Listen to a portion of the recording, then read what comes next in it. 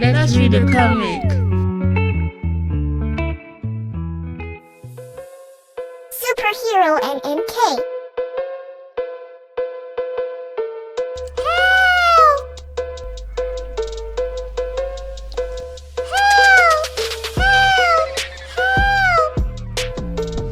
Ndewo superhero na nke mụ na nwanne gị nwanyị na-ebe a.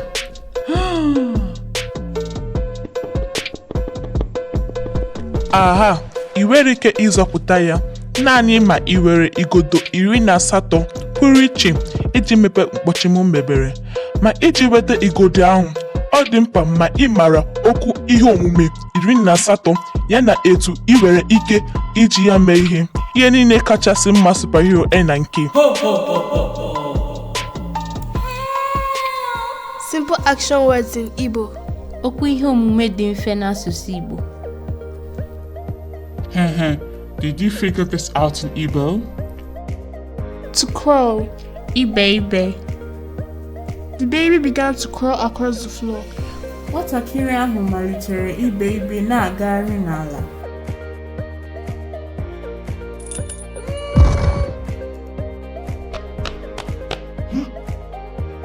Haha, if you know this in Igbo, give me high five.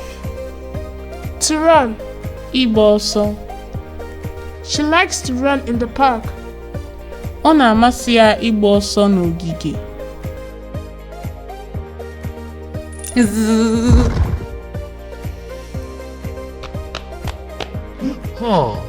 Are you sure you know this in Igbo? To clean. Ihicha. We help to clean the window. Anyị na-enyere aka ihicha mpio.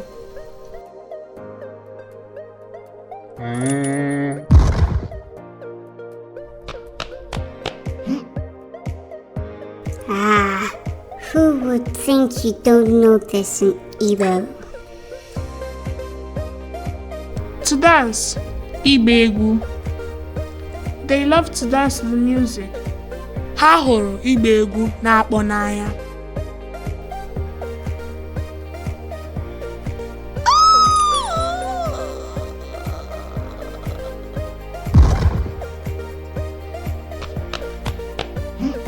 Hey, can you catch this in Igbo? To walk. Ịga ije. He goes for a walk every evening. Ọ na-aga ije mgbede ọbụla.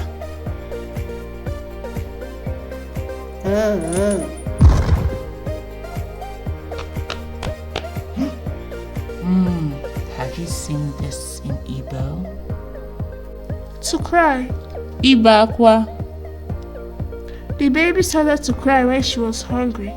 Nwatakịrị ahụ malitere ibe akwa mgbe agụụ gụrụ ya.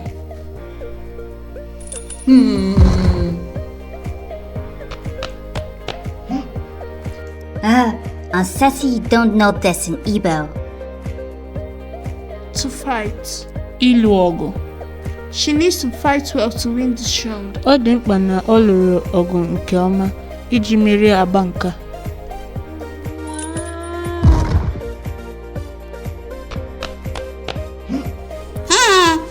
You're far from understanding this in Igbo.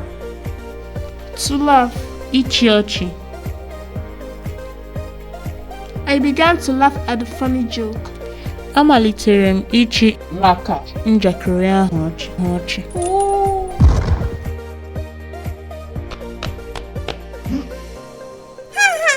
You don't even know this in Igbo. To listen. Ige ntị. She loves to listen to music. Ọ hụrụ ige egwu n'anya.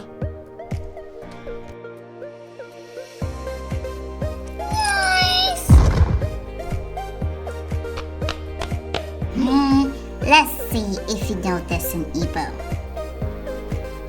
To read. Ịgụ. I like to read books with Daddy. Ọ na-amasị mụ na papa m ịgụkọ akwụkwọ ọnụ.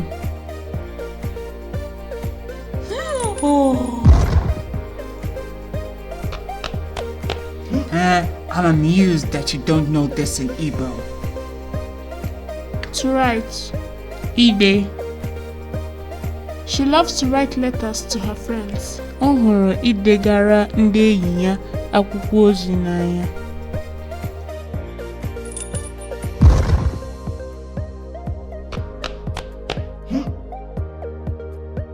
Try to explain this in Igbo.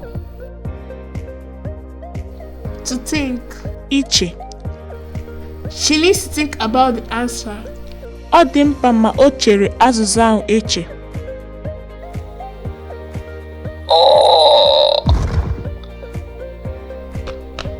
Oh, you think you understand this in Igbo? To cook. Isi nri. Mom likes to cook delicious meals. Ọ na-amasị nne m ishi nri dị ụtọ.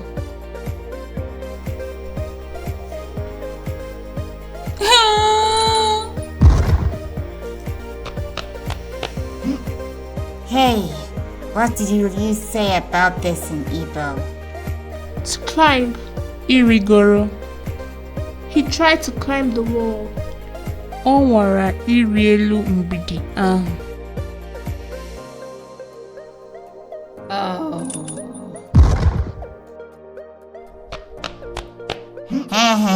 Do you know this is tricky in Igbo? To stand. Iguzo. I need to stand here. Ọ dị mkpa na mụ guzoro ebe a.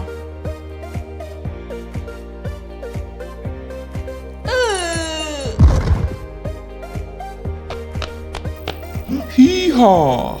Admit it. You don't know this in Igbo. To play. Igwegu. She loves to play in the playground. Ọ hụrụ igwu egwu n'ogige egwuregwu n'anya.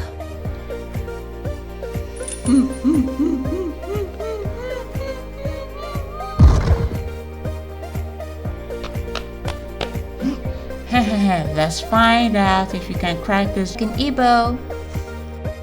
To drink. ịṅụ. Remember to drink water every day. Cheta ịṅụ mmiri kwa ụbọchị.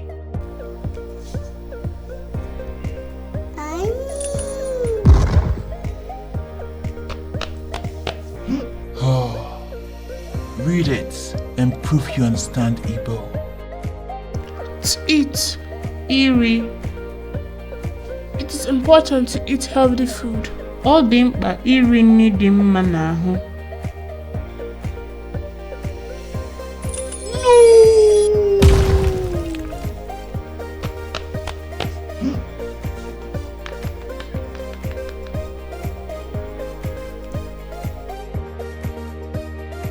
Otu, 1, abụọ, 2, atọ, 3, anọ, 4, ise, 5, isii, 6, asaa, 7, asatọ, 8, iteghete, 9, iri, 10, iri na otu, 11, iri na abụọ, 12, iri na atọ, 13, iri na anọ, 14, iri na ise, 15, iri na isii, 16, iri na asaa, 17, iri na asatọ. 18.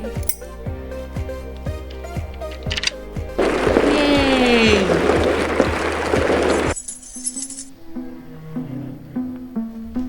Yes, I'm free. Mba o, kedu ka ị siri mee nke ahụ?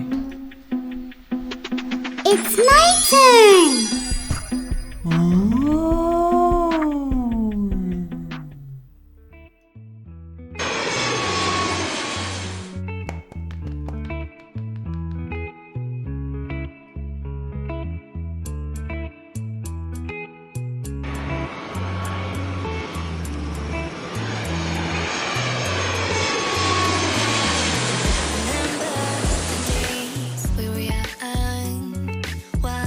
Dalo Kodimbozo.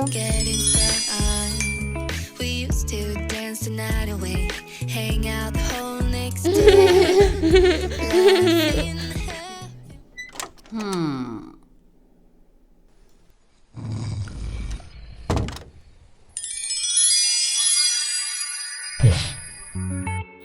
For this festive period, get this amazing coloring book for all you boys and girls.